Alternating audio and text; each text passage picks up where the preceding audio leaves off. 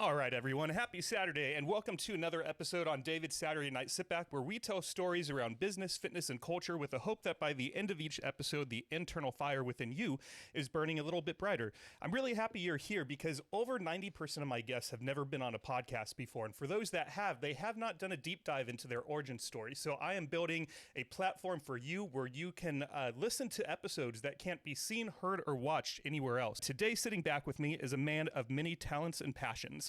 He's a manager at a top-tier consulting firm, leading clients through major organizational transformation, mergers and acquisition integrations, and all things change management. He's got a knack for making complex shifts feel seamless, leveraging his expertise in everything from communication strategy to readiness assessments. But don't let the corporate title fool you. He is equally dedicated to his loves outside of work. This Austin local is a self-confessed Harry Potter fanatic, Slytherin, obviously, a keen volleyball player, and someone who finds joy in writing poetry and hitting the gym. He's all about living life to the fullest, whether it's jet setting to new destinations, sweating it out in a workout, or spending quality time with his nearest and dearest. He holds an MBA from Pepperdine University, specializing in organization effectiveness and change. And today, sitting back with me is Patrick Green. Patrick, thank you for who you are. Thank you for being here, and welcome to your episode on David's Saturday Night Sitback. Thank you. Yeah, dude. How do you feel? Good. Yeah? Yeah. It was weird hearing all that read out. Not gonna lie. We don't hear this read out about ourselves very often. No. It's sort of a snapshot of our life in 30 seconds. Patrick. Yes. Who are you? Who am I? I'm a son and a brother. I'd like to think that I am pretty authentic and loving as a person. I'm pretty introverted, so not gonna lie, like, yes, this is a one-on-one, but knowing that other people, I'm like, it shuts me off, but most people think I'm extroverted. I still don't know why, but You give off a very warm energy about you. I like to. I think yeah. I'm a caring person. Like, I want everyone around me to be happy and comfortable and having fun. But yeah, I would describe introverted, son and brother. Those are probably the two most important things. Like, my mom and my sisters are like my world, like little ends of the earth for those three. So yeah, I would say those are like the first two how I would describe. And then introverted, loving, caring, love football. I'm from Ohio. Ohio gets on, especially with this new generation who likes to use this as an insult. Tell me about Ohio. Where'd you grow up? Columbus. So I grew up in a farm town just west of Columbus. Population like 2,000. I think at that point it was like 1,800. But I think we're around like 2,000. But we went from 3 stoplights. Now I just drove through it like a year ago, and we have 1 stoplight. And I was like, great, guys, we look like we're even smaller now. So yeah, grew up there. I moved out when I was 18 and moved to South Carolina first, and then from South Carolina to Chicago for undergrad, and then I bounced around from there. What was it like growing up in a small town? I loved it. I have 2 of my best friends in the world, like still best friends to this day. Like Jimmy and I, we were 4, I think, 4 or 5 when we started playing soccer together, and we played soccer all the way through high school. And my best friend since then. I don't know if he always wanted to be my best friend, but like I just latched on to him, and so like he was kind of forced to become my best friend. Yeah. So there's that, and then yeah. And so like I don't know. A lot of people hate small towns, but I was close enough to a big city that when I was ready to go, like I could go into Columbus, which was not like huge, but like it's gotten a lot bigger. But I was able to feel like I lived in the city. You had the zoo, you had everything to do there. But the small town piece, it just, you can walk around, you go to the park, you ride bikes, you hang out with your friends. Like, we played in the street, like and you weren't like concerned, and like people drove normal. I don't know. I love growing up in a small town. I think it allowed me to appreciate when I left um, a lot of the things of the big city and other people. Um, I would say the one thing I hated about the small town is um, then 90s extremely lack of diversity. Yeah. Something that I realized as I left and I started traveling for soccer and sports.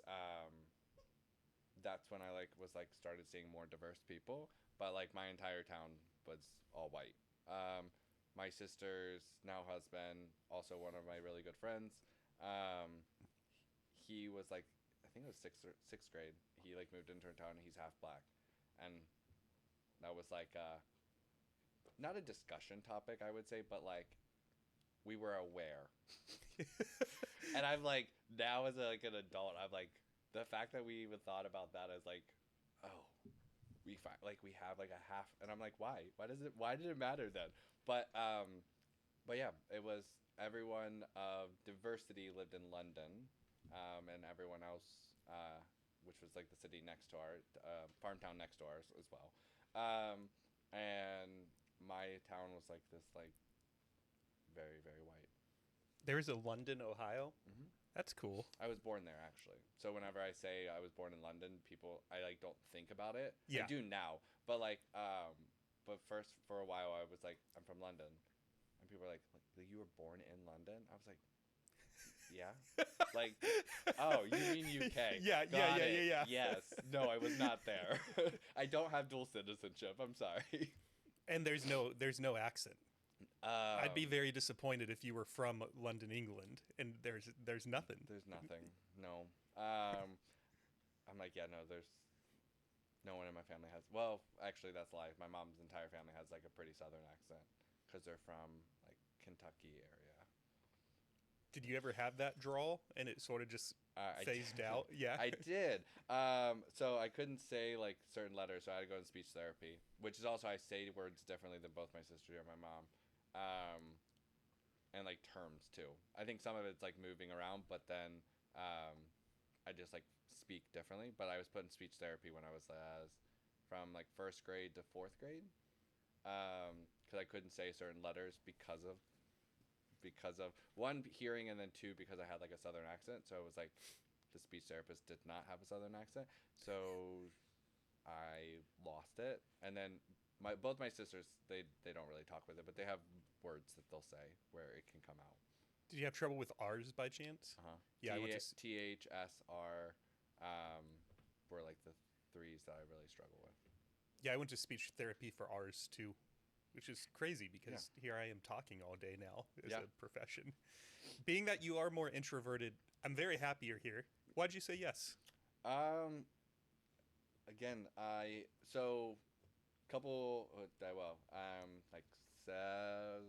April, so whenever that was, March, April, I left my ex-husband, and the 8 years we were together, I like said no to a lot of things that I wanted to do to like kind of appease him. And so one of the big things of like was getting back to finding who I was and being me and saying yes to things and living life. And so I think you reached out a couple weeks, I would say, after like officially like filed everything. And I was like, I've never done a podcast. I listen to them every once in a while. I was like, shit, why not? Like, sure.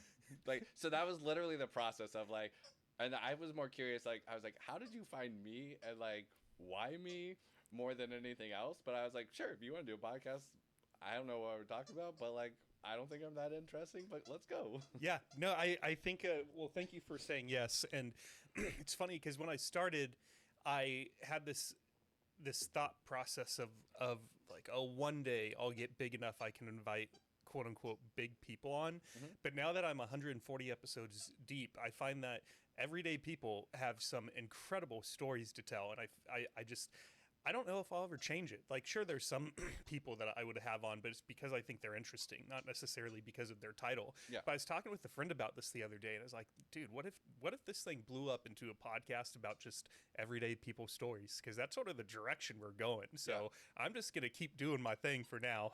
I'm like, I love it. I was like, obviously, I listened to a few of yours like before coming on, and before also one before I said yes. But I was like, but yeah, I like it's authentic. Like so many times on a lot of the podcasts, either they're um, talking about issues and things that we want to hear about and talk about, but like when I listen to yours, and I like to swivel. So sorry. Nope. You're good. But every once in a while, I'm like, so many podcasts. It's just famous people coming on, and I'm like, one, I hear about you all the time. I hear about your life. Cool. You name your kids weird. Like, so listening to your podcast and like listening to like, especially because one, you also have a lot of what I've noticed, a lot of people from like Austin. So like hearing them like talk about things that they do here and like things that they've enjoyed, and like it's one of the reasons I chose to stay in Austin. Because also after my divorce, I was considering like, do I really want to stay here any longer? I didn't feel like I connected with Austin, and then this past summer, again, saying a lot of yes, doing a lot of things that I would have done in like before I was married and before I was with him, and things I just started like not doing anymore. I refound what I love about this city. So that's, sorry, tangent, because that's what I'm really great at. But the listening to your podcast, it was just like a lot of just, you connect it because like it's just normal people talking about their life, and a lot of them are from Austin, so like there's that natural connection too. But that's what I like appreciated when I was watching, prepping for this is the realness and not hearing about someone's famous person's life. Yeah. Well, thank you for the compliment. Thank you for listening. How'd you find out about your love for soccer? I mean, when I was a kid, it was kind of it was the first sport that I played that was mine in a lot of ways. So my dad growing up, not a great relationship. But he played baseball through high school, was supposed to go to the minor league, then love kids, did not get to go. So, small town, you know. But I played baseball, and I always felt like that was his sport. And so I love football. I do not like playing football. Weird. But I love like watching football. Huge football fan. But soccer was like the first sport when I was 4 or 5 that I played and I was like really good at. And then, but it also was authentically mine. And so it was just something I like continuously played. And now I play volleyball, and I don't play soccer as much, actually, really at all right now. But now I play volleyball a little bit more as I become an adult because I had a pretty bad injury in soccer, and so now there's like this mental thing that I start dribbling and I will psych myself out and be scared of stepping on the ball again, and like tearing something or ripping something else. But then I go play volleyball and I sprain my ankle. Diving into the sand. Yeah, I'm like dive onto the hard floor without knee pads. Like I'm like it makes no sense why I'm still like worried, but yeah. So soccer was just something that was mine. Both my sisters, my older sister was really good at softball. My little sister was really good at volleyball. They're both really great at volleyball, actually. And soccer was just my sport, and it was something I played year round. Traveled, played indoor, and all my friends, like my like good friends again that I'm still friends with today, were also ones that I played with. What was the injury? What happened? Slide tackle. I also had like multiple like knee and like ankle injuries like through high school, and then I was in a league when I moved to South Carolina, and like yeah, I like slide tackle, and it was like basically like shattered like a bunch of things in my leg, Ugh. and it was just I'm out. So yeah, I'm like I don't really like, and so then I moved to Chicago after that to go to Loyola.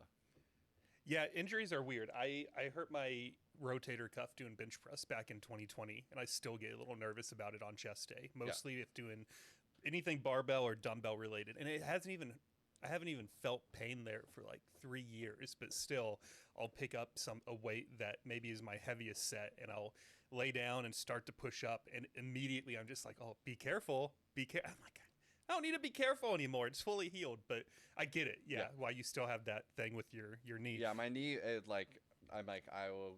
I don't run as much, especially if it's like raining or cold out. Like my knee will kill me.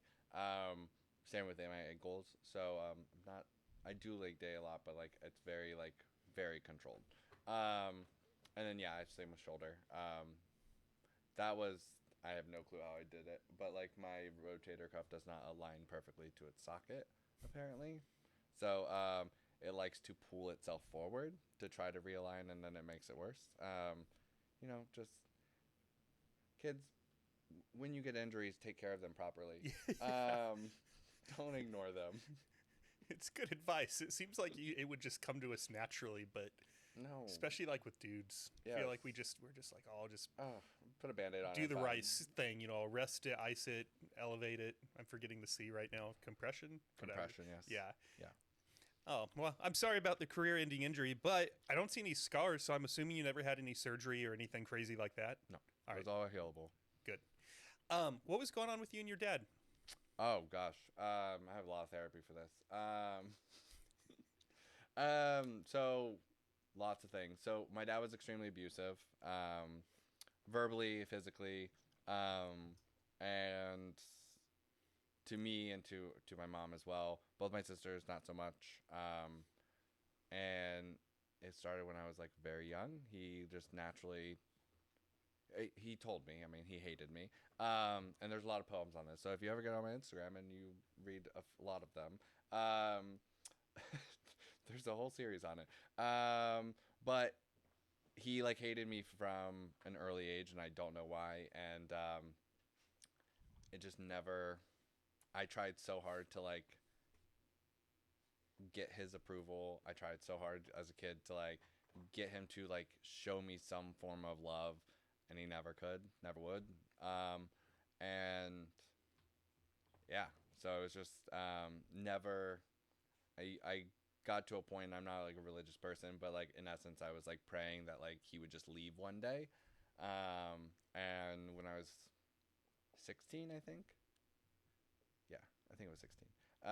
He left us completely, and emptied a lot of the bank accounts and left. Mm. And so then it was just me, my mom, and my sisters, and I had like kind of step into the role and help take care of the family and like help my mom kind of like get back to a lot of things. So my mom had,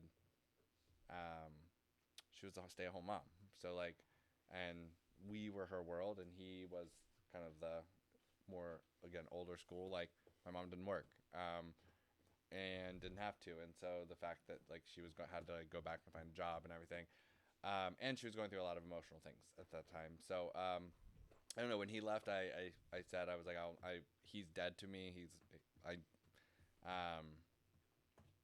And I haven't spoken to him since I was 16. How old are you now? 35.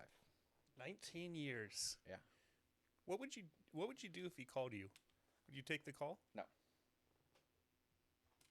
No. His You can, yeah, just shove his little paw out of the way. No, so I no, absolutely would not. So I'm nothing to say to him. He has been out of my life, and my sister said this actually a few months ago.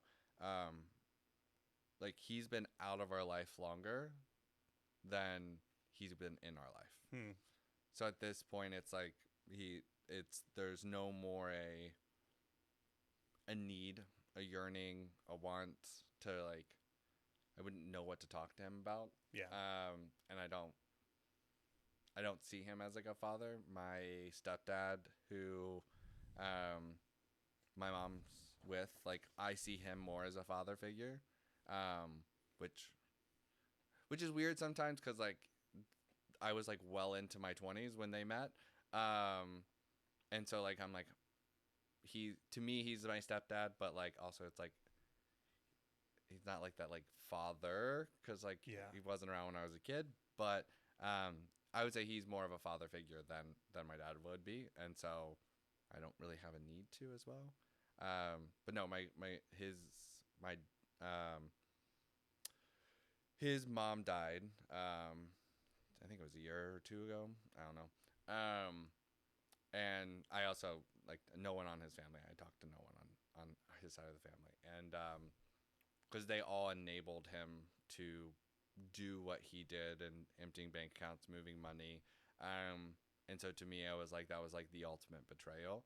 Because like one, like how can you leave 3 children with no money and a wife with no job truly, and like just be like, okay, well, I'm done, and never look back and never feel remorse and like or anything.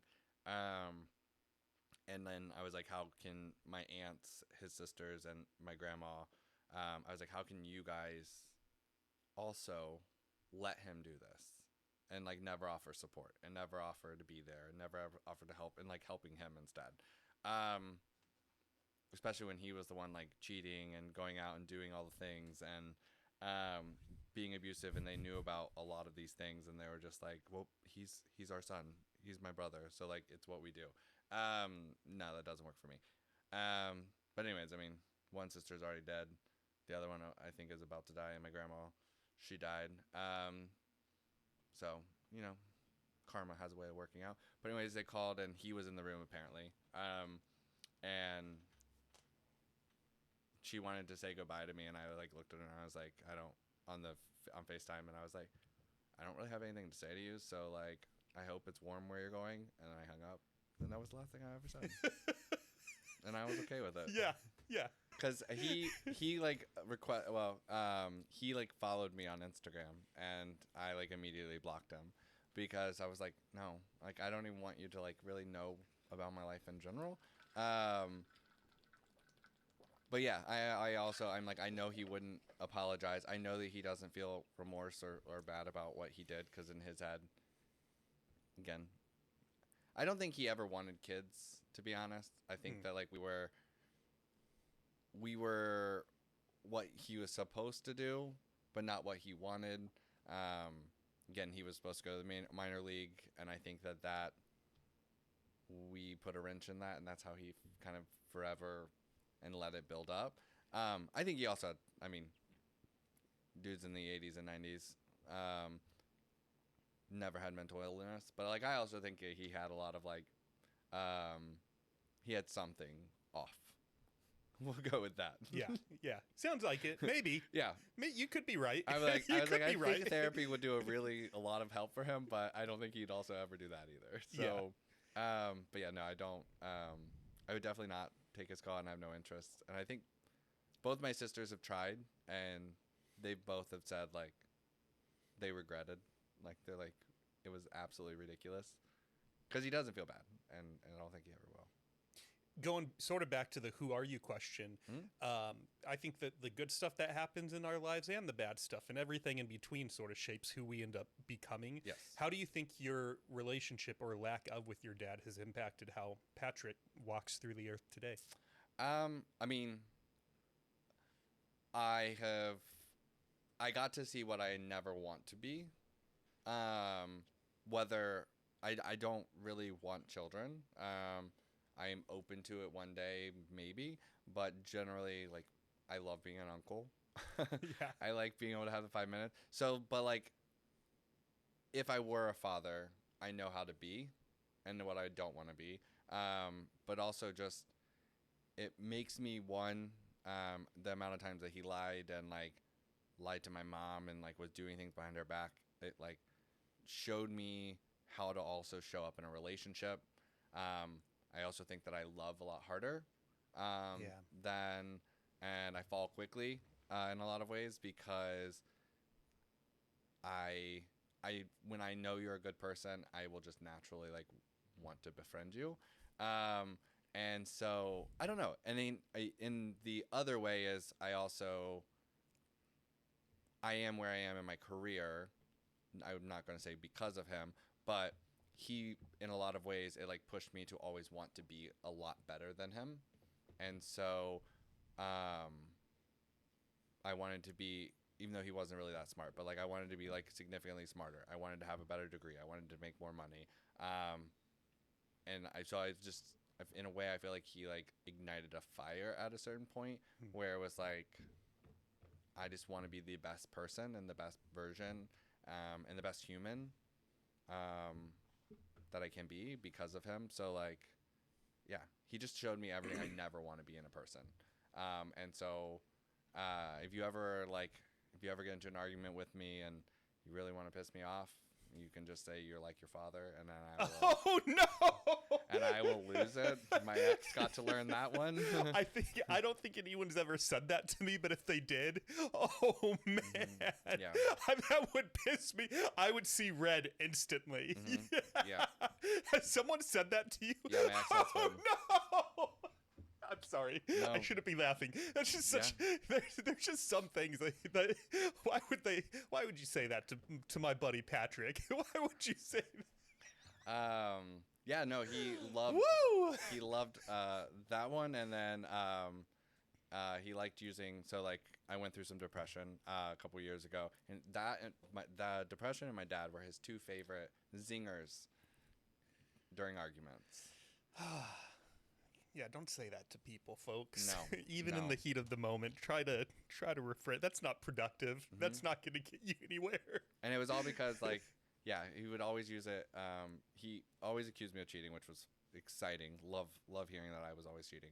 And then he would call me like a narcissist and all of like, basically everything under the moon. And then would just be like, yeah, so you're just like your father. And I'm like, no.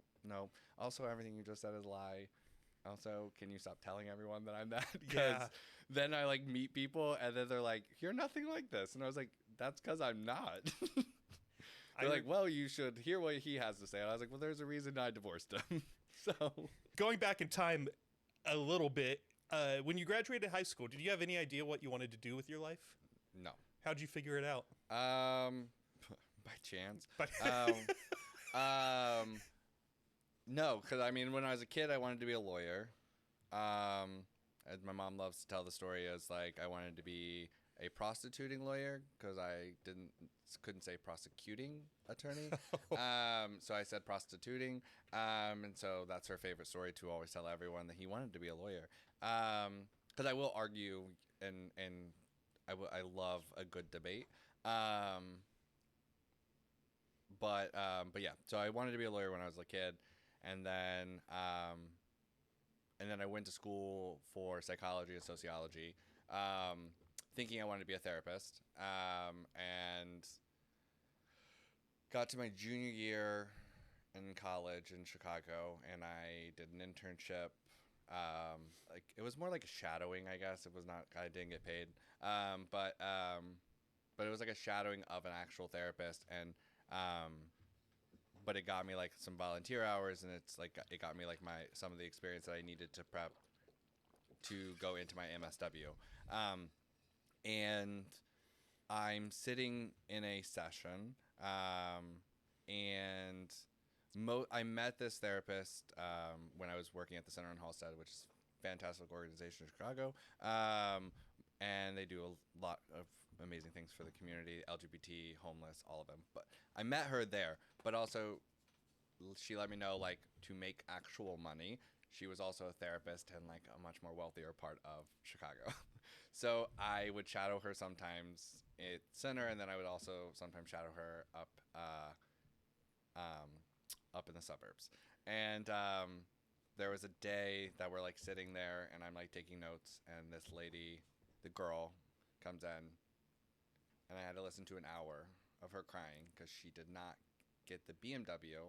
Her dad got her a Lexus, and like considered killing herself and like hated him, and like Oh my I got to hear goodness. a whole thing. And I like leave the session, and I was like, I looked at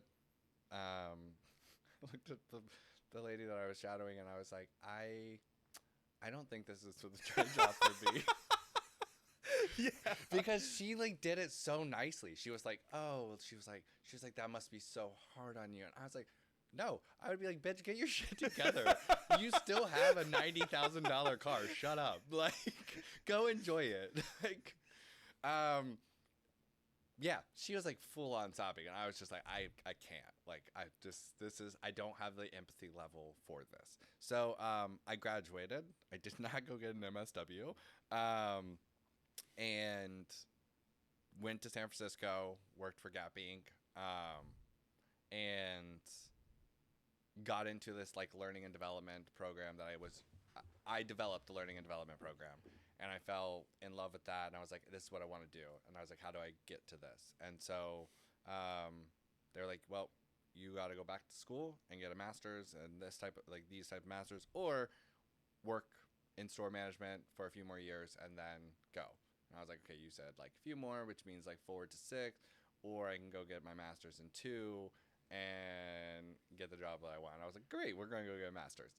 And so, yeah, so I went to Pepperdine, and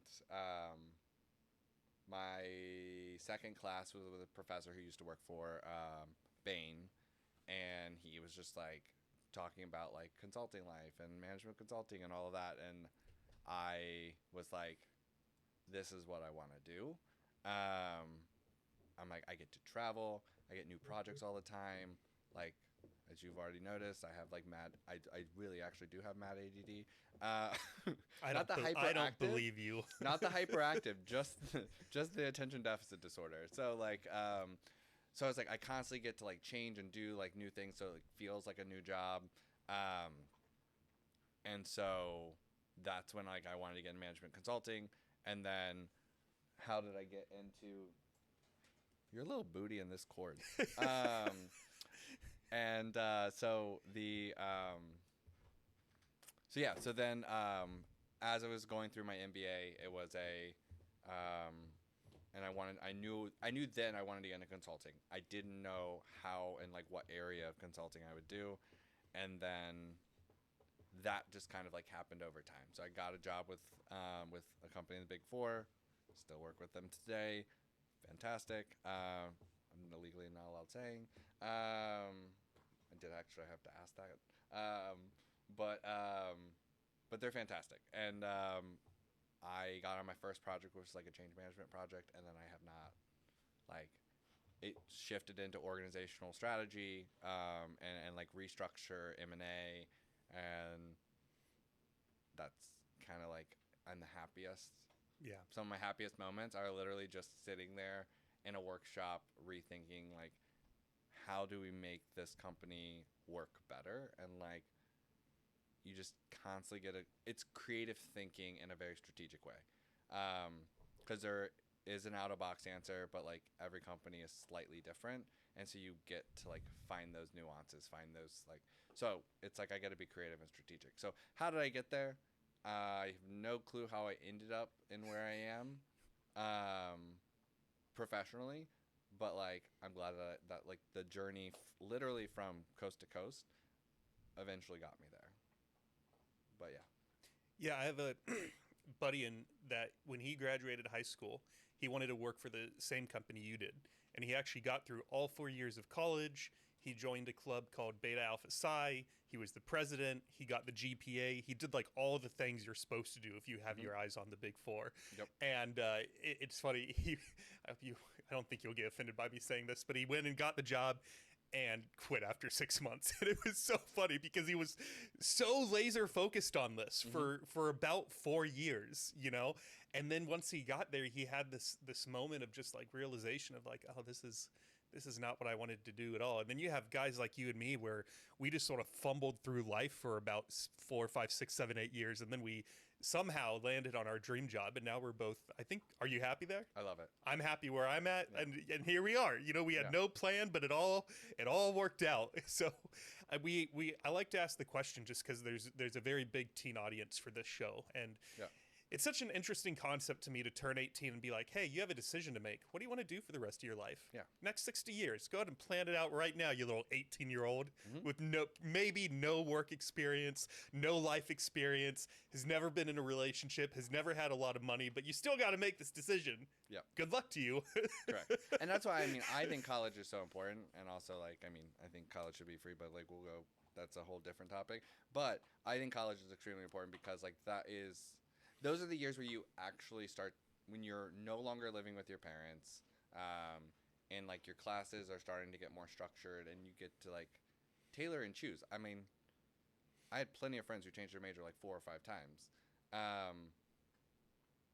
I was I stuck with psychology and sociology because I was well, this is I'm already 3/4 of the way done. I'm not going to change it now, and I'll figure something out. It's relatively transferable, but I think college is so important because it allows you to find that path. Yes. But then I do have plenty of friends who have never gone to college and they found their path, and love what they do. But yeah, I think I don't know. I think college is very important because it just allows you to find that. It's almost like you hit the nail on the head as you develop so many of your life skills. Yes. You get to make a lot of mistakes. You get to choose your own courses. Even that was oh, this is sort of fun. Yes. I get to do whatever I want. I could just take basket weaving underwater for 2 units. All right. Yep. Cool. Yep. I was and I'm up through high school. You get basic skills. You don't even get the life skills. Up through high school, I didn't manage a budget. I didn't manage a bank account. I didn't know any of that until I got to college. No one taught you. Home ed was how to bake a cake, not how to balance a budget. Those are things that I didn't learn how to do until I moved to college because then I had to do it. And so, yeah, everything up to high school is just so fundamental of 2 + 2. Know what a prepositional phrase is. Things that I don't ever think about anymore. Actually, well, that's a lie. But things I don't think about on a regular basis. Let's go with that. But yeah, I'm college was the year where years that I learned how to be an adult. There we go. Yeah, this is going to be the most boring thing I will ever say on this podcast, but I can't even believe that we don't even have a taxes 101 in high school. Yes. When I took my first tax class in college and I actually realized what is happening when you fill out a tax return, I was like, oh, this is. But now the downside to that is every year around April 13th, I'll have 4 or 5 friends that hit me up in a panic and they're like, can you come help me with my taxes? I'm like, no. I do. I will. It just hit me up in March, folks. Don't wait till 2 days before the deadline. Yes. That's rough. Yes. No, I file my own taxes because of college. Yeah.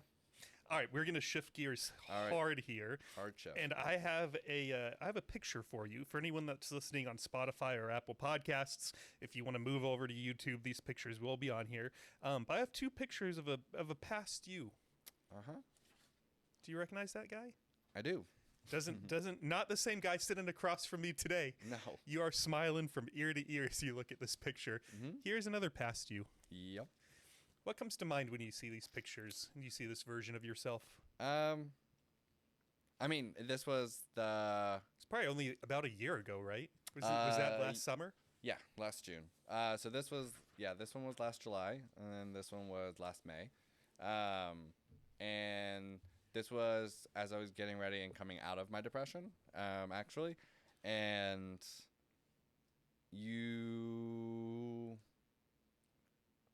when I look at these photos and just how unhealthy I was mentally and physically, and emotionally, a lot of it was driven also situational.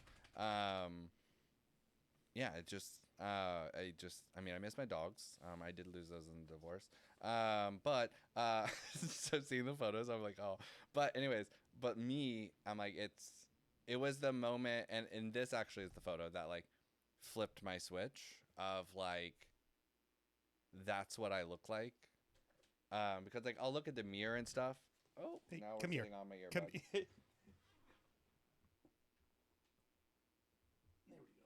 I was holding it, and then I got photos. But this was the photo like when we were out paddleboarding, where I was like, that's because I had almost quit looking at myself in the mirror, which is why I feel like now I take a lot of selfies. In some degree, is because like I enjoy looking at myself again. The 2 years leading into this photo, every time I looked into the mirror, I would just start crying, or go into a panic attack. That was the style of depression that I got. It was fantastic. And so I feel like I also just like, I didn't do things that I enjoyed. I didn't go to the gym. I wasn't eating healthy. I was drinking a lot. Yeah. But this is the photo that, this was like the moment when this got posted, not when it got posted on my Instagram, but when my ex posted it on his Facebook. This was the photo that I was like, that's gross, like, and that's what I look like. And so that's when my fitness journey kind of like restarted. And in that also led me to realize that the person in my life was also the person that was,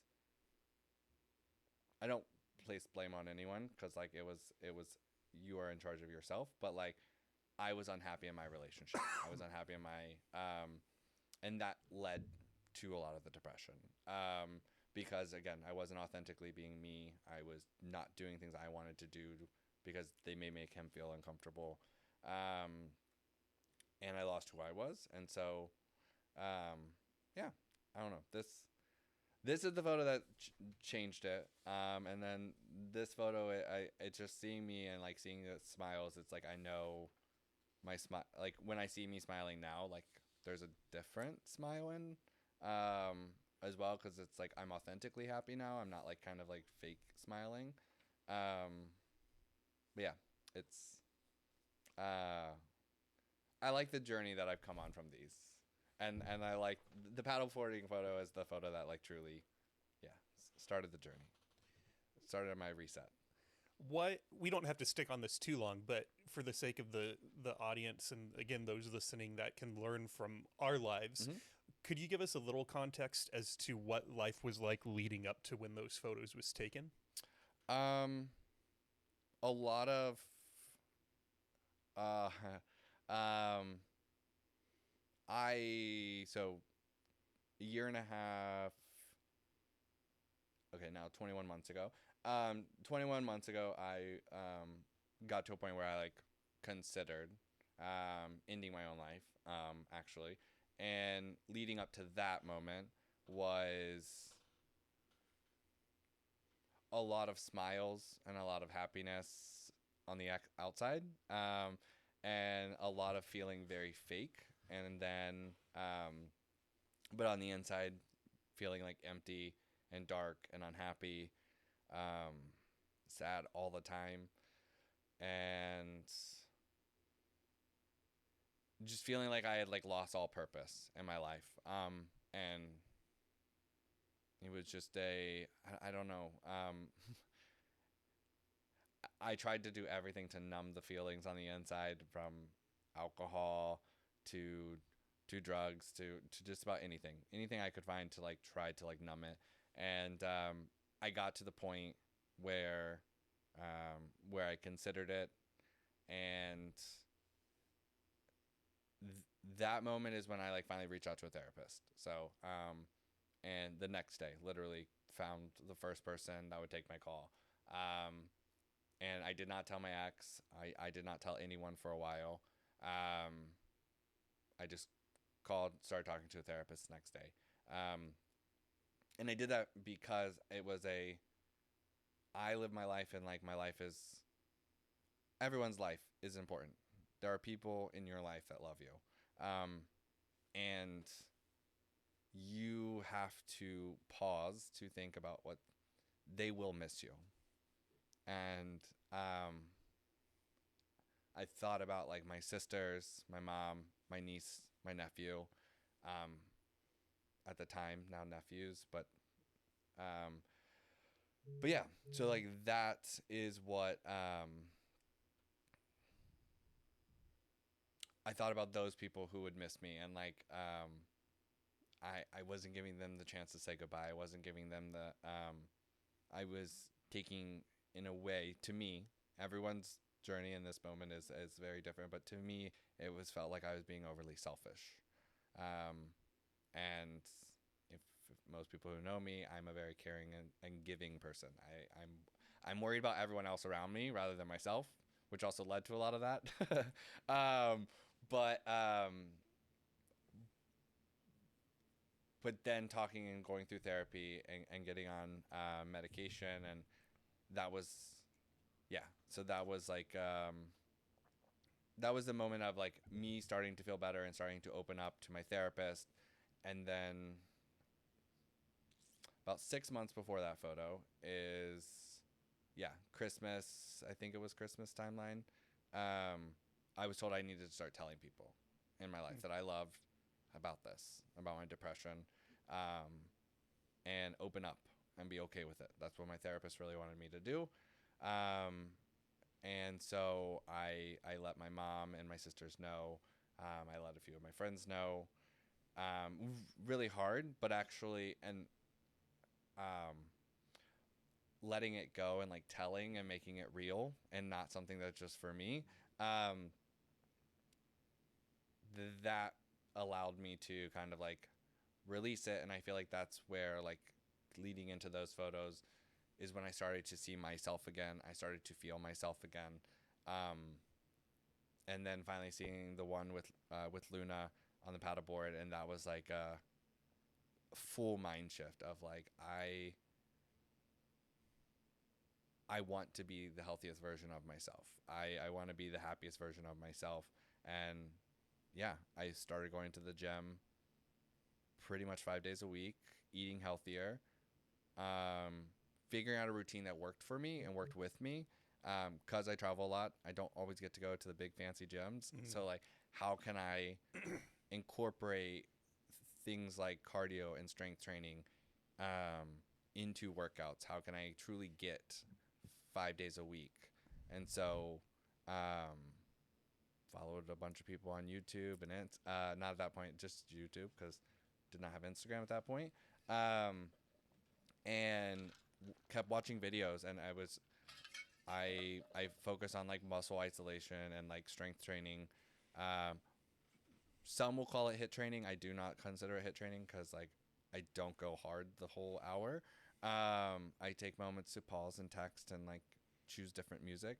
Don't just like kill it all the way, but it's higher endurance and allows me, like, if I'm at a hotel gym, I can do that with free weights, and I can do lunges, and I can like incorporate a lot of different things. So it took some time for me to like figure out what worked for me and with my schedule, but then it just kept getting better. And depression never goes. It's still here. I still have moments. And I have better coping mechanisms for it. Poetry is one of them.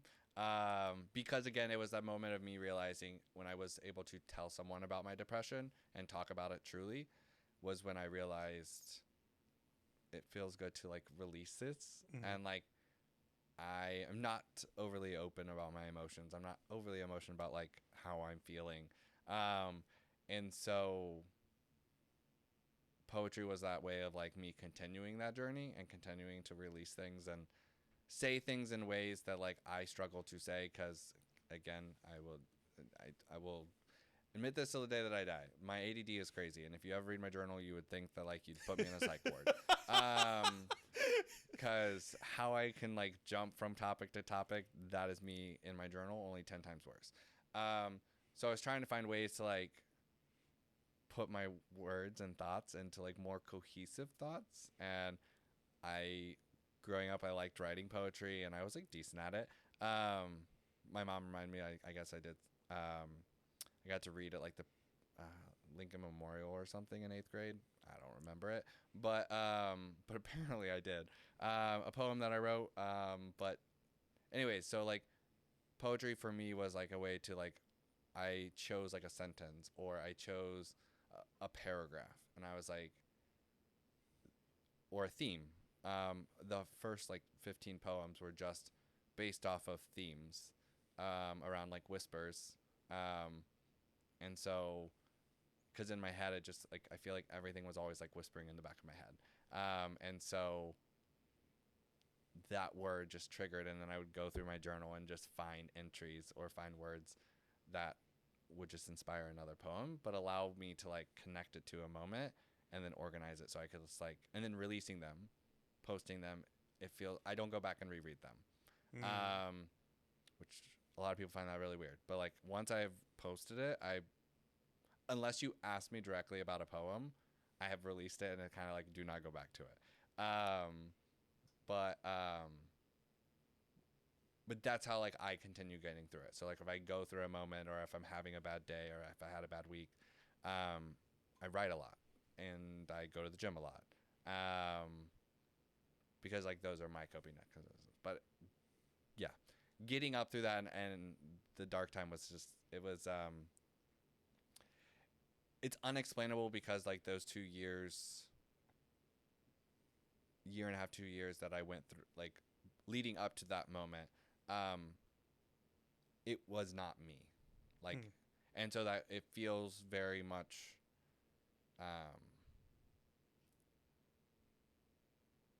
it feels like a different person was in my life during that time. Like, I don't know how else to explain it. Like leading up to when I was 30, I was like happy go lucky, blah blah blah. All of a sudden, spiral into this like deep dark place, and then slowly working out of it. But there's leading up to like that moment, it was just like, I think back to it and I talked to it with my therapist, and I'm like, I still don't feel like that was like, I don't feel like I lived that life in a lot of ways now. I did. I went through it, but it just doesn't feel like who I am. It's not me at my core. And I think that's helped me in some ways, like get through it. And, but like, it was, yeah, I don't know. It was a different feeling, emptiness, longing. Yeah, a lot of those. You have 100 people around you and you feel like no one's there. Mm-hmm. And that's how every day felt for 2 years. I think that's the easiest way to describe it. You say I don't know a lot. And I say and I don't know. It could just be a filler phrase, yes. But I think you know more than you think you do, than you give yourself credit for. I do. You should try to eliminate that one. So I and I don't know are my two filler phrases when I am processing. Okay. Giving yourself a second to think. What I want is how I want to say something, rather than just letting myself be filter free. Yeah. So that's you'll notice it. That's something even in my career that I've gotten a lot better with it professionally. But when it comes to like when I start talking about like things that make me feel a little, not feel uncomfortable, but like uncomfortable moments or uncomfortable times, I will say it a lot more now. Because I want to, it's not that I don't want to say something, but it's like I want to make sure that I am saying it the right way in a lot of ways. But yes, I do say I don't know, and I say I'm a lot. When you went to that very first therapy session that you mentioned, how did you feel after? I'm curious. Terrible, still. Did it help though? Because you probably said a lot of things. I cried a lot. Yeah. I was scared. And no, I'm like, it took me because like, yeah, I was scared. I was crying. She was more so, I feel like, trying to just make sure I was okay than truly try to get to any type of root of the problem. Like she was like, it was more so of like, it was a wellness check in more ways than actual therapy session. But with that, it created I think a quicker bond with me and her that after about 2 weeks of sessions, and I was meeting with her for the first 2 weeks first month actually, I was meeting with her almost every other day. Short 35, 40 minute like calls, video calls to check in. And I knew she had a busy schedule, but like she fit me in every single day to make every day that I needed, and if I needed it again, she would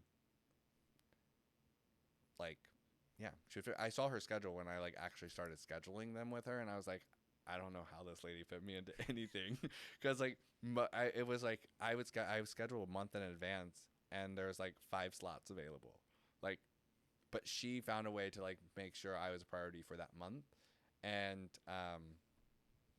so I feel like after 2 weeks is when I started like actually feeling better, but the first one, yeah, I was scared, more than anything else. How about if you fast forward to the point that she asked you to start telling friends and family? How did they end up responding, and was it the response that you were expecting? Um,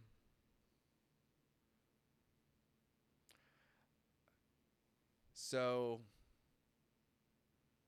I would say, okay, so my older sister, she had known in a way, because I had a panic attack one day, and I called. She's a nurse, and I FaceTimed her, and thankfully she answered.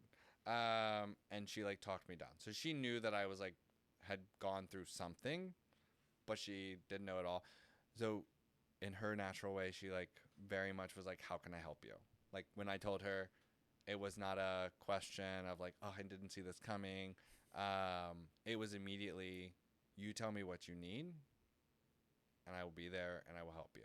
My little sister, very similar, a little bit more of the, how did we get here, needing to know.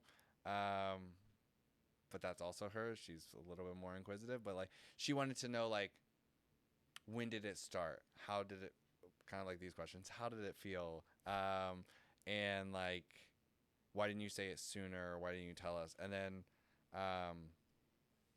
my 2 of my best friends who, when I told them, they, they just did the natural thing. They just let me talk. I don't know. They didn't like respond. They just let me talk. They let me feel. And then they're like, "Are you okay? Like, I'm so sorry that you did that." And then my mom, I love her to death, but she went into the, what did I do wrong? How did I not see it? Mm. Meaning her, like, how did she not see it? She talks to me. She's like, I talk to you twice a week at minimum, like video time, like twice a week. Like, how have I not seen this? And I'm like, Mom, I was like, it's nothing that you did. It's nothing that like you didn't do when I was growing up. Like it is what it is, situational. And I was like, I was very good at hiding it.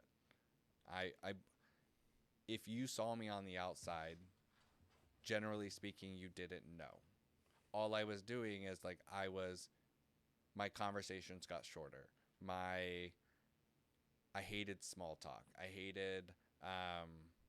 I just slowly started closing off from people, but I still kept around people. I needed a lot more alone time. I needed a lot more recharge time. Thankfully it was during COVID. So like work, I was able to like not be in person. So when a meeting ended, I could like take like a deep breath and just like, okay, like you have to you have 5 minutes, pull yourself back together. So also being in COVID, I think in a way, even though it was towards the end of COVID, but like being able to like process it at a time when like not everyone had to be around you at all times, even though we were in Austin, so we didn't really close down, but it was easier to get away from people then. So that was more so how my mom, she was like, how did I not see it, how did I not know? And then my ex,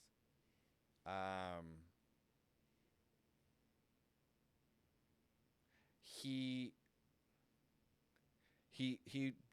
acted supportive,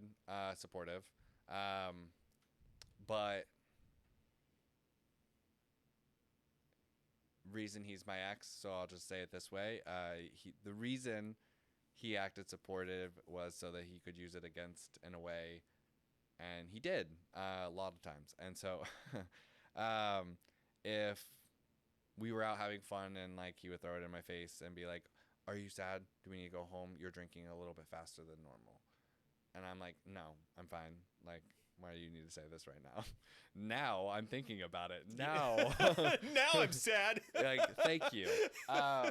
And so so like he acted supportive, but then did that like overly every other day I got to hear about it, or every day I woke up, it was like, how are you feeling today? Are you okay? Should I stay home? No, go to work.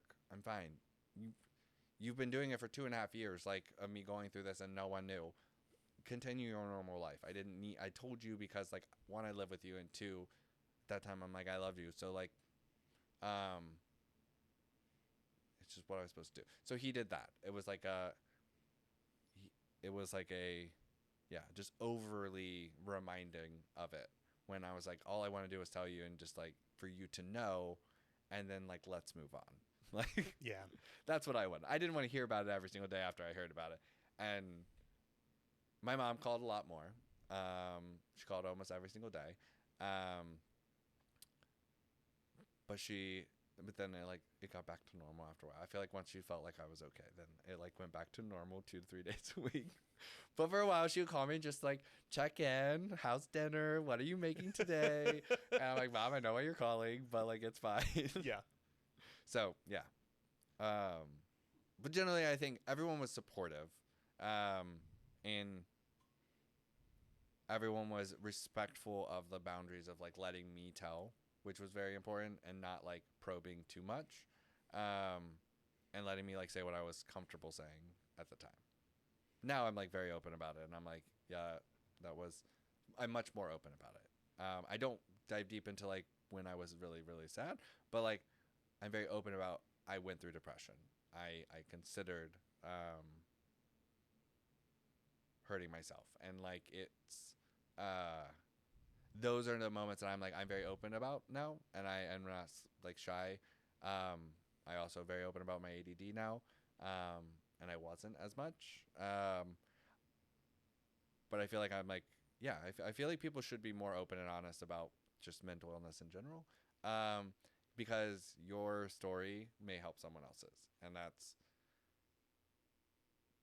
something I've also realized with my poetry is like, some of the things that I write when I wrote the one about depression and anxiety, like a lot of people reached out and just like appreciative that I was able to put it into words how they feel. And yeah, so I just think like if we talk about things like this more and normalize it, like it's okay to feel sad. It's okay to go through this. But more importantly, there are people who love you and they want to be there for you. And so, yeah. So I don't know, like,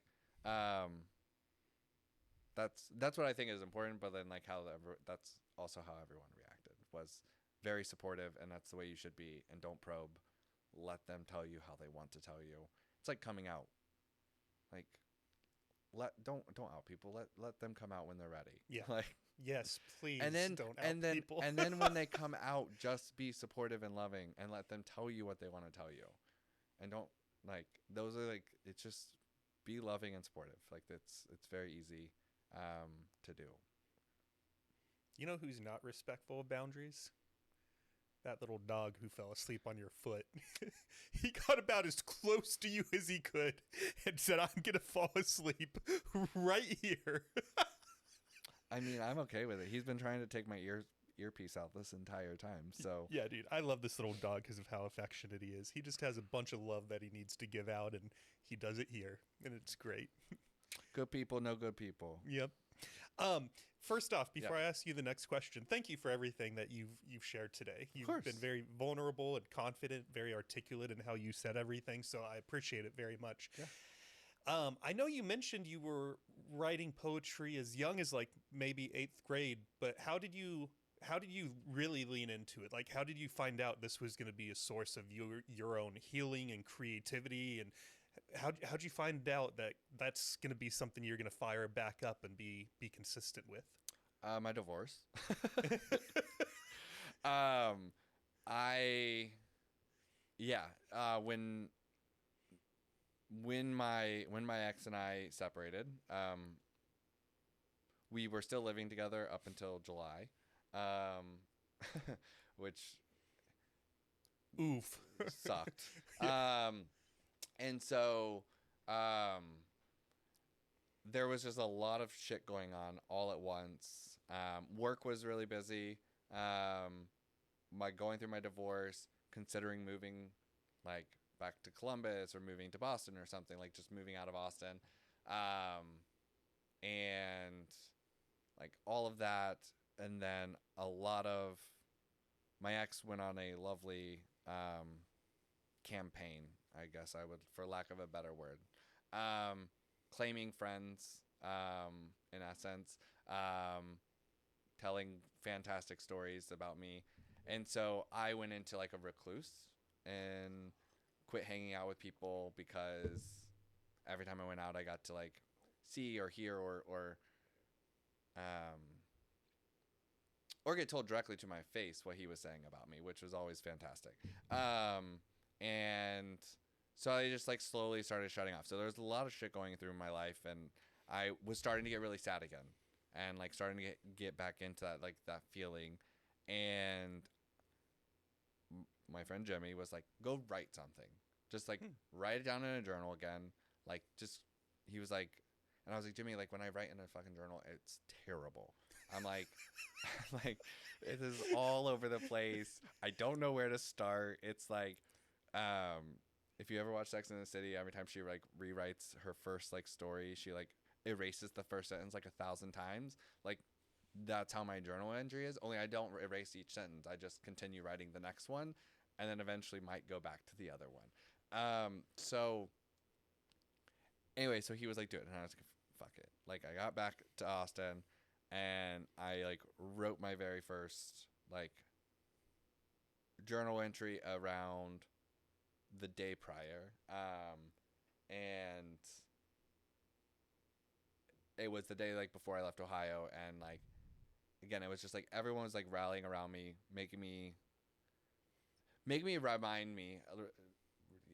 reminding me like why I have such great people in my life, and why I'm a good person, reminding me of those things, like, and being around my niece and just having so much fun with my niece and my sister and playing volleyball. I just wrote a poem about that, and it's called Shine On, and it's just about like, yeah, letting your light shine. And just, it's a terrible poem. It was the first one, but it was terrible. But I was like, I just need to like write it. And like, at first I wasn't going to post it, and I was just going to keep it. And then that's when I remembered telling the stories, or telling how I felt, to like my family and everything when I went through like, and I was like, you know what? Like, let me just like post this one. It's terrible, but like, let me like post it and just see how it goes. And it was very cathartic. Like, it was like, Remind me what that word means. cathartic. Yeah. Like, Like therapeutic, yes. relaxing. Okay. Thank you. Yeah. And so, yeah. So to me, it was just like a very, like, I was like, oh, and it was about something happy. And like, and I felt like I was like, it was like a memory of like, remind myself to like keep being happy, keep shining on. Like, you're going to get through this. And so that first, like 3 days, I just kept like writing in my journal. And then I started reading, and I was like, I just started highlighting and like calling out different like words. And in the first week, and I apologize to people who follow me, who like saw me post like 7 poems a day, but like, I don't even know how many in that first week. I think I wrote like around like 30 or 40 poems. I still have poems that I have not released. Some that I will never probably, because there are core memories that I don't actually want to release, but they were things that I like wanted to write about, and things that are like very happy. So a lot of my poetry is more sad because those are things I want to get rid of. So yeah, it was just like I released that poem just to see how it would feel, and then it just started blowing up. Not blowing up and like went like what Instagram like Viral. viral. It didn't go viral. Like that's not what I'm going for. It blew up. Like it was just like words just kept coming out, and like I just kept enjoying writing. And then every time I posted one, it was like I felt like I was like I like released something. And it was like a weight lifted off. And I got to a point where about I don't know a couple weeks ago, where I was like I don't feel like a weight on my shoulder anymore. And I was like, fuck yeah. And I was like, I finally feel, and like my sister commented, which is why I like posted a couple more poems, this week, because she was like, you haven't been writing poetry. I was like, I write poetry. I just haven't been releasing it. Also, I'm moving into a new apartment. I have a new boyfriend. Like we're figuring things out. I'm like, getting asked on all these podcasts. I'm like, No, I'm just busy. Yeah. I was like, and so yeah, so I was like, I have plenty of poems to post. It just, the editing feature, if Instagram can work on it, of like when you post a lot of text on a story, it's a bitch to edit. Like it has to be perfectly formatted text wise before you post it on there, and then I like to create the imagery that like is with it. So thank you AI for being my like artist. So yeah, so like I like go through a bunch of different images. So I'm like, there's a whole process of like getting a poem to release it. I'm like, I'm not just like putting it on a black piece of paper and then like posting. So yeah, so I was like, there's time, but I've gotten better. I posted another, and so yeah, so it was just like I like fell into it because of Jimmy telling me to write, and I was like, okay, how can I write to make sense to me, and started writing it into poems, and then yeah, moved on. Would you mind if I read one of them? Sure. I really like this one. Okay. I probably read through, There's a lot. I don't know. I didn't read all of them. I'm not going to lie to you and be like, I read every. I definitely did not. Don't lie to me. It was actually, the ones that I paused on was based off your song choice. I was like, oh yeah, I like this song. I'm going to screenshot this one and give it a read real quick. I don't remember what song. Is it on here? Probably, yeah. Oh, it is. Yeah, you chose for this one Kelly Clarkson's Heartbeat song. Yes. But this one you posted on July 10th, and it's called Shine On. All right, listen up, you magnificent creature. You're a total powerhouse. Absolutely fantastic. So what's with all this mumbo jumbo about dimming your own awesome light so someone else can sparkle? Sure, you're practically a superhero, fixing their wobbly bits and patching up their old traumas. But guess what? You don't have to get tangled up in all their drama. You can totally keep that sunny disposition and just keep cruising forward like the rock star you are. So ditch the shadow and let your inner supernova blast off. This is your show, babe, and it's time to shine bright like a disco ball. And the reason I chose this one is because a lot of times I will give a friend a random compliment. I'll just, whatever it is, and they act so appreciative. And I'm like, I'm glad that you like that compliment, but like, why did you react? Like sometimes to the point of like tears, like they'll tear up. And I feel like we're just not reminded these days like how awesome all of us are as human beings. Yeah. And so I wanted to read that one just for the sake of reminding the audience how awesome they are. And just to remind everyone, like, tell your friends and family some compliments every now and then, because it could mean the world to them. And I think, let's be honest, we all like receiving compliments, whatever it is. You know, your arms are huge, which they are. As soon as you walked in, I was like, holy cow, this guy's he's been putting in the work. But yeah, dude, compliments are crazy important. Yes, So I wanted to read that one. I thought it was so beautiful. It was my favorite one that I read. I don't know why. That's my first one. That's your very first one? That's the Shine On. Yeah. And that's the one I'm like, I actually hate that one. I love it for the meaning, but I'm like, if I could rewrite it now, because I feel like I found my like style more. That one was way more freeform poetry. Definitely, yeah. And freeform poetry allows my brain to go into many different directions, so I need more structure. So like most of my poems are like AABB rhyme structure or ABAB rhyme, like something in that. Like I need like a structure to allow myself, and that was too freeform. That is hilarious that my favorite one is the one that you liked the least. It's the one I just want to rewrite. If I were to rewrite any of my poems, which I don't, once they're released, I do not edit them. But yes, it's the one if I would rewrite it, It was the one where I'm like, I wanted more structure, but in a way, thinking back to that moment of like when I released it or when I wrote it actually, that style actually works for me then because it was also, yeah, on a day that I kind of like I wrote it the day after I like fully had a breakdown this past summer, when just world around me was crumbling in a lot of ways during my divorce. So, not that I went like back into a crazy depression or anything, but it was just like I had like a full like breakdown. And that's, again, my family was all around me. They were there and they kept giving me these like positive affirmations, and I'm like, yeah, fuck it, you're awesome. Like stop sitting here like putting yourself down in your head, and like you're gonna get through this. You're gonna be fine. You're gonna figure it out. I also feel like I've been releasing poems for like 4 or 5 months, and the fact that you just said the first one was on July 10th, I'm like, oh God. Maybe that's the day you added it to your story or something, or not to your story, but you know how you have the saved like categories. No, I think my breakdown was on the 3rd of July. So I'm like, no, it was. That's when I like wrote the next morning is when I wrote that first poem.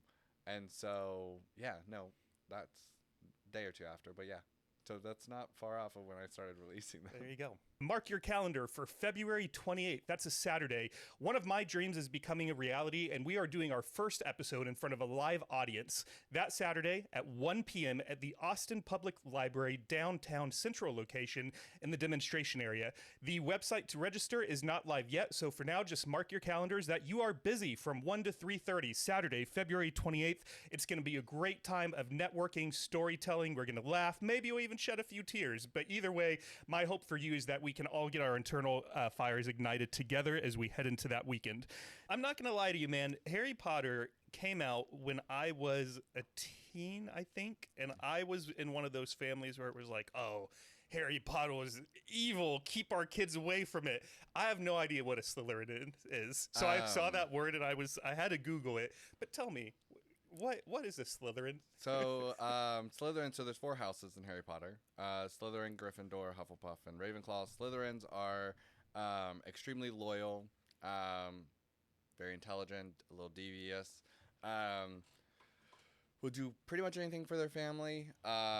Family and friends are kind of very important to them. They're kind of, in the books, they're seen as the antagonist, kind of the dark wizards come from Slytherin house and all of that. But yeah, it's just something to me. I'm very loyal. I mean, I like to think I'm relatively intelligent. Yeah, so it's just something that when I was reading the books, Gryffindor was kind of like in my head, it was like the popular jocks, and I really wasn't ever that. I mean, I played sports and I was like in school, but like, I don't know. Their term is they're courageous. They got a whole book written about them. But and that'll be any Harry Potter fans who listen probably will hate me for that because everyone wants to be a Gryffindor. And then Hufflepuff are like your cute little nerds you just want to be friends with, and like everyone loves them. And then Ravenclaw are just stupid smart. A Hufflepuff. A Hufflepuff. that just sound adorable. I don't even know what it is. They're like it's a little like beaver is like their like animal, and it's the most cute thing ever. Is a Slytherin's animal a snake? Yeah. Oh, okay. Yeah. I have an entire arm dedicated to Harry Potter, and I'm finishing it up. Well, let's look at this thing. Put that out there again. What's going on here? So you have my wand, which it's like a phoenix core. 11 3/4 cedar wood. You have Diagon Alley. You have Fox, the phoenix. It all started with the phoenix actually. So I wanted a phoenix tattoo because it's my like spirit animal since I was a kid. And I was like, I can't just put a big bird on my arm because everyone will be like, why do you have an eagle? And I'm like, it's not America. Yeah, exactly. And then yeah, there's Time Turner. Hogwarts is back here. Dementor somewhere right here. I've never actually like fully seen the back of my arm and what it like all looks like. Right. Other than like the video that somewhere someone took of my full arm. But yeah. But yeah, it started with the Phoenix, and local, well, not local anymore. He lives in Albany, New York. But I like went in and I was like, I want a Phoenix, but like I don't want like just a bird on my arm. And he was like, okay, cool. He was like, what are things that you like love and like, and like how do you want the bird to look? And so I brought a bunch of pictures in, but all of them were like ones from the Harry Potter books and films. And he was like, do you like Harry Potter? And I was like, I love Harry Potter. And he was like, let's just like incorporate that throughout the tattoo. And he was like, it'll just kind of be like a shadow of things from Harry Potter. And I was like, okay. Do you like it? I love it. It's All my right, good. favorite thing. I mean, I'm getting it finished now. Yeah.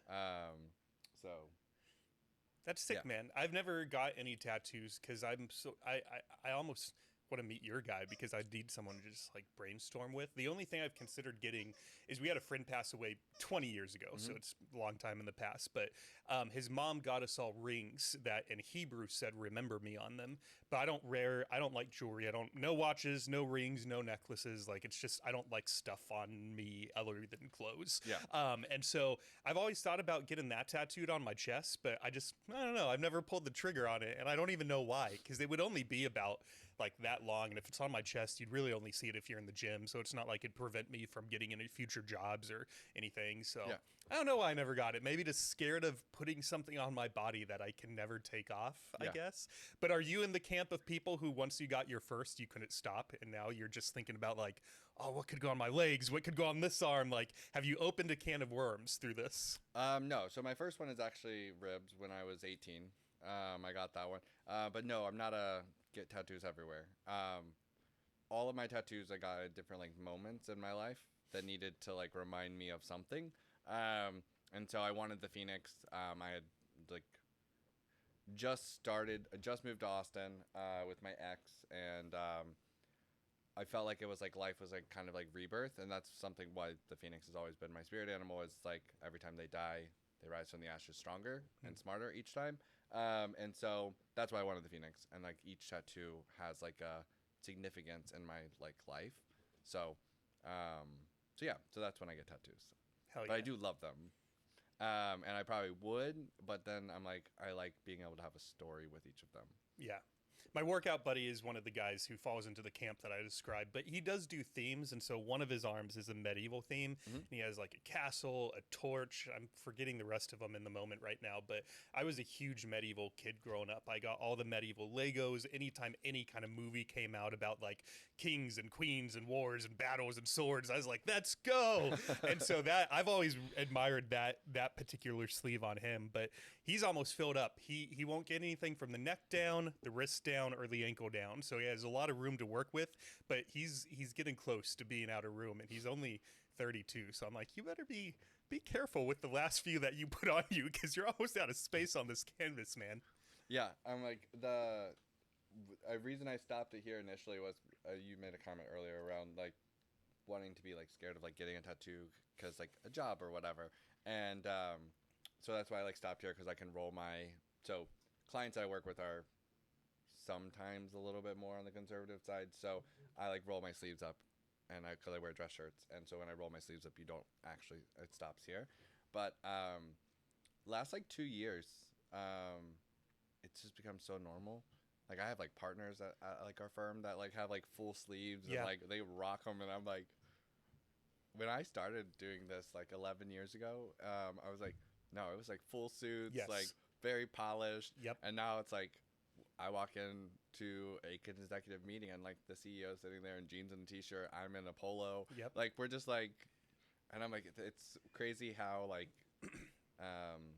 work culture and like the stigma in a lot of ways of like jewelry, tattoos, self-expression in a lot of ways like have like just become so normalized in the workplace now. Yeah. And I love it. It's interesting. This is this is an interesting topic we can dive into I have real mad quick. ADD, so like I can jump in like 100 different directions. We're jumping without jumping in a way. The way me and my workout buddy met was I'd seen him at the gym probably 20 times, and I noticed that whenever he was there, he talked with people, he made really good eye contact, he smiled, and he just gave off like a very positive energy. And I like to just approach people in the wild and be like, hey, my name's David, this is what I do, would you be interested in coming on the show? And so we talked about it I approached him, made my pitch, we talked about it for about 10 minutes, and then I was like, he said, I gotta get back to my work. I was like, fair enough. We exchanged numbers. And then he said, I'm surprised you asked me. And I said, why? And he's like, because I'm covered in tattoos. And I feel like most of the time people assume that I'm a bad person because of the tattoos. And at first I couldn't resonate with that too strongly, but then as I was driving home a couple days later, I realized like even to this day, if I've met another, let's say just like a dude in the gym, and he asked me if I have a girlfriend, I've been out for years and I'm very comfortable with myself, but whenever I get thrown that question, I still sort of cringe up just a little bit to this day. So I was like, I get it, I get what he's saying, and I don't get it. Do you resonate with this at all? What are your thoughts around just like that story, I guess? Yeah, I mean, well, first off, yes, I mean, I'm openly gay, have been since I was in high school, so like that piece of the story for sure. And then also, yes, the tattoos. I mean, that's how when I started getting tattoos, my mom like was like, make sure you don't get them in a lot of places, make sure that they're not like overly like offensive, like or if you like get something that you're like, get something that's like meaningful to you and blah blah blah. And so like I kind of always had that in the back of my mind when I was getting tattoos, which is why I think like I kept them each having a story. And I've gotten a little bit more free going with like some of the Harry Potter stuff. I was like, like we're just gonna go with this. But yeah, I would say like it's the stigma. It's like this thought of like when people see like you with like tattoos, especially if you have them on, like I feel like on your neck or like near your face, I just feel like you're like, oh, they're like not great people, and it's not true at all. It's just like it's art. Like go enjoy it, like love it. Let people like live and do and wear what they want. Just because you have a face tattoo or if you have facial piercings, like it's just what you want to do. It's your body. It's your choice. Go do it. And I'm like, so I don't come with those preconceived notions, but I also like.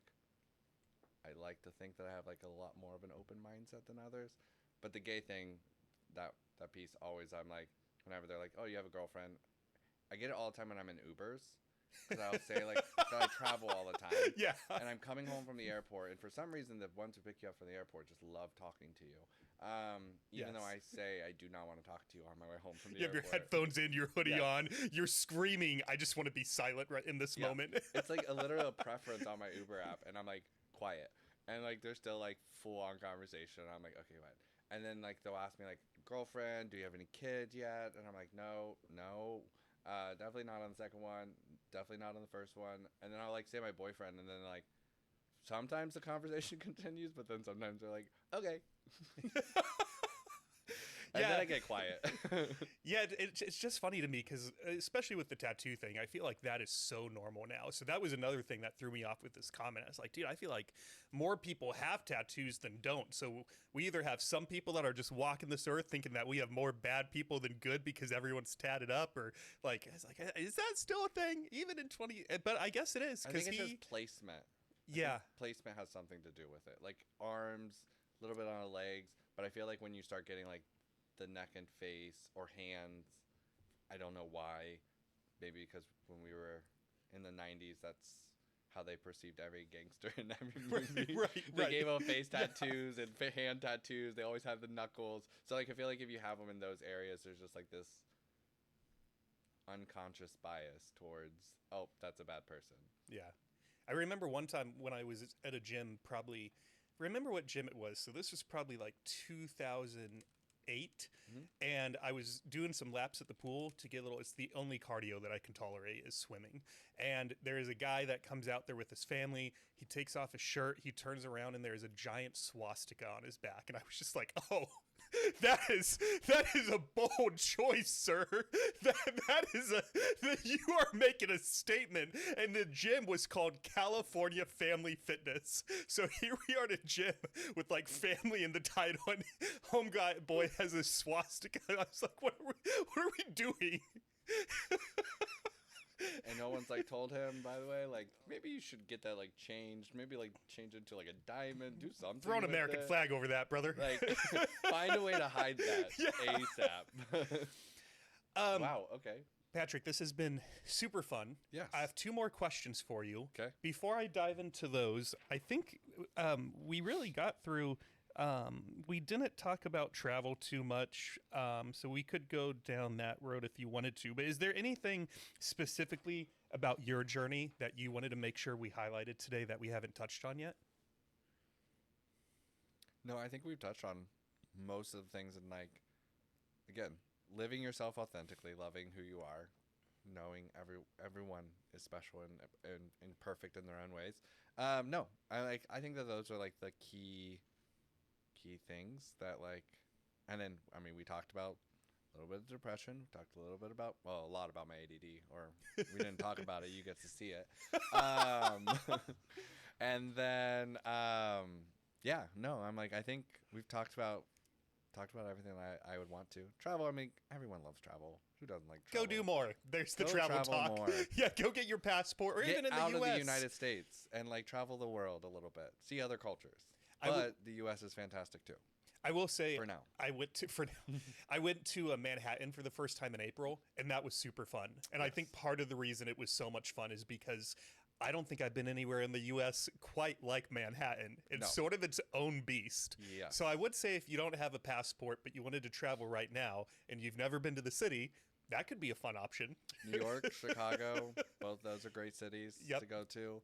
LA, if you want to like drive around traffic all day. San Francisco, it's getting better again. COVID really hurt it, but shout out to San Francisco. I love that city.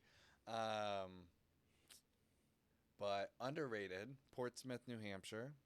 Oh. Portland, Maine, not Portland, Oregon. Portland, Oregon is fun too, but Portland, Maine, the Northeast, like New Hampshire, Maine. So one of my clients is up there, and like, so I have been going since September last year, off and on, and I'm like, I just fell in love with it up there.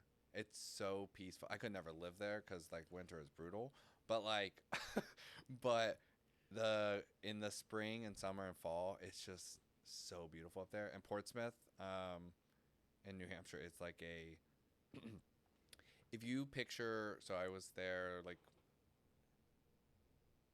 early December last year, for a couple client meetings, and the full city was like decorated for Christmas to the tens. I'm there. And like you picture like the Hallmark like towns, like the Hallmark Christmas movies.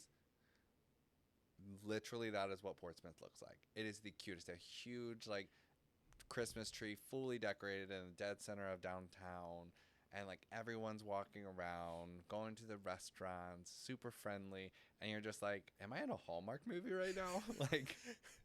like this is like, it's fantastic. So underrated is Portsmouth and Portland, Maine. Maybe I'll go there this Christmas. We went to Disneyland, the one in Anaheim on the West Coast for Christmas last year. Yeah. We've been before, but it had been over a decade, and we had never been around a holiday, but we heard really cool things about going to Disneyland for Halloween, Christmas. So we went for Christmas. We said, instead of getting each other gifts, let's go get plane tickets and park tickets. And dude, it was really quite, not to sound cliche, but quite magical being there during Christmas time. Yeah. I was like a 10-year-old kid all over again. I just wanted to see all the things, do all the rides, have a ton of fun. It was such a good way to spend Christmas. We were almost like, maybe we should ditch the whole, let's get together at the house and make the dinner. We've done that whole thing 35 times. Let's switch it up from now on. Yeah. So we'll see what happens this year. We were talking about maybe going to the city again around Christmas, but maybe we'll go to where you just recommended, Portsmouth. Yeah. I'm like, to be fair, it's not going to be like fun glamour like Disneyland or anything, but if you want like good quality family time, yeah, the food scene up there is also great. Restaurants there. We like food. I love food. I love food. Yeah. I would say that the reason I'm never going to have a six-pack is just because I do not have the discipline to not eat food that I like. Like, I'm not eating junk meals every day, but some days I just wake up and at lunchtime I'm like, I want nachos. So I eat the nachos, and it is what it is. Yeah. And you should. I'm like, I don't, and that's a fun fitness fact that everyone looks at me and they're like, oh, like, you count your macros, you count your calorie. I do not. I don't. I just, moderation. I had chocolate chip cookies last night. I had a brownie. Like, ice cream this week. Like, I'm like, I will go eat unhealthy, but I'm not going to go eat the whole pint of ice cream. I'm going to have a few bites of ice cream. Yes. Or I'll have 2 cookies and not the whole bag of cookies. So, like, it's the moderation piece, I think, and, like, going out to dinners.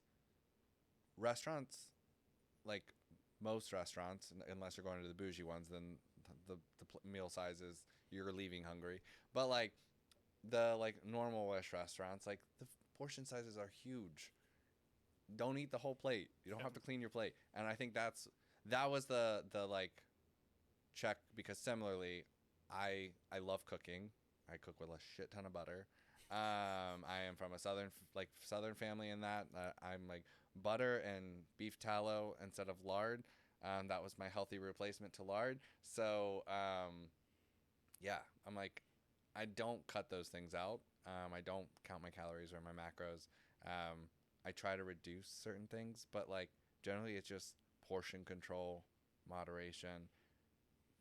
If you start cutting things out you love, then you're not going to stick with it. So go eat the nachos. Go have a burger. I have burgers like 3 times a week. They're my favorite. They're so good, man. Like, yeah, it's greasy, it's buttery, it's cheesy. Yes. It's good. All of it. I have a buddy that did a men's physique show a couple years ago, and as we got, I shouldn't say we, I for sure wasn't doing it. As he got closer and closer to the day of the show, he turned into a very grumpy man. I think part of it was just the science of like, if you're only putting certain things in your body and taking out other things, that's going to have an effect on you. But I think part of it was just the dude he hadn't ate anything he wanted to eat in months. And I was like, Tim, I might not hang around you for the next 3 days leading up to the show if you keep being this angry. Either that or we got to go like get a burger or something, because you are an angry Tim. That was not the Tim I know when you were talking about like how you were not, the version of yourself. Yeah. He almost turned into a different beast, and it was not a beast that I liked. He looked great. He looked fantastic, but man, was he angry. He's malnourished at that point. Yeah. I'm like, yeah, no. Even like, I don't know, like even for like, I did like my first, again, me saying yes to things I've never done before. So I said yes to like a photo shoot a few weeks ago that I did. And he was like, after like I got there and he was like, hey, like, did you have breakfast and whatnot? And I was like, yeah. And I was like, I had like leftover McDonald's cheeseburger and fries that I put in the oven. And I had a coffee, and he was like, before you came to do a photo shoot? And I was like, I was hungry, and like I had it left over from last night. He's like, you had McDonald's the night before a photo shoot? I was like, yeah, like I was hungry. I was drunk and hungry. Like, what else am I supposed to do? Facts. I'm not putting on a facade. I was drunk and hungry. I'm like, what? Like, what was I supposed to do? Like, starve myself? He was like, well, just most people. And I was like, this is what you see is what you get. And like, yes, there's a lot of time at the gym. Yes, a lot of crunches and whatnot. But the food, I'm like, no, every once in a while, you're drunk or you smoked a little too much weed. Well, I want Taco Bell and I'm going to go get Taco Bell. My body hates me the next day, but like I still go get Taco Bell. So, well, it's almost moderation. Eating some Taco Bell is almost an example. It's almost a good way to implement self-control, because I want it and then I eat it, but then I feel so shitty. It actually keeps me away from it until like at least a couple weeks go by. Yes. So it's almost a good way to moderate, is go see how you feel afterwards and you won't want it again. Yeah. Me and my toilet are always the best friends after. Yeah. But like, it doesn't matter. It tastes delicious. Those and you Dorito Locos tacos, fire. And you want to have guests that you had at McDonald's before that shoot. If you're doing hard work 95% of the time, and then you're allowing that 5 or whatever the portion is to cheat, it doesn't show. Your body's just going to burn it off. And Correct. you looked great. I saw those pictures last night. Thank you. Well done. Thank you. Second to last question, what gives you hope?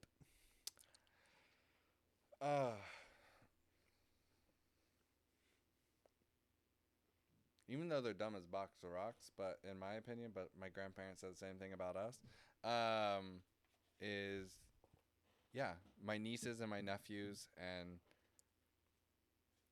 like, the next generation, like, of people and kids. Like, they have some weird-ass words that they like to use. They insult Ohio by using Ohio as an insult. But that's what gives me hope. It's the next generation, seeing my nieces and my nephews and like how sweet and nice and like they're friends, and like it gives me that. And then also, old people die, so that also gives me hope. Those two things, life and death. There we go. It's funny because I was not expecting the show to be primarily 65% 24 years of age or younger, because doing some projecting, when I was a teenager, if podcasts existed, I don't think I would have tuned in. No. But it's hard to say because they didn't exist, right? So I can't. However, the fact that it is mostly teens and covering the topics we are talking about, it gives me hope as well, because if we're mostly a young people audience, that gives me an indication that they are searching for the answers. And the fact that they are looking, I think, is a good thing. Yes. So you're on the right path. Yes. Keep looking. And don't worry, like I said, old people die. So you got me. I wasn't expecting that one. All right. For this last question, I don't know what I'm going to ask. Oh. Because I'm not going to ask it. I have 3 cards here. Okay. All right. And you're going to pick one. And if you don't mind, read it out loud and give us your answer. How do you take care of you? Did we answer that already? I feel like we answered that. You want a different one? I'm like, friends, family, fitness. Let's try this one more time. I'll trade you. We'll put this one back in the pile. Someone else can answer that one. Let's try one more time here. Go to the middle. What has been the most happiest moment of your life? Brought you the most joy, and why?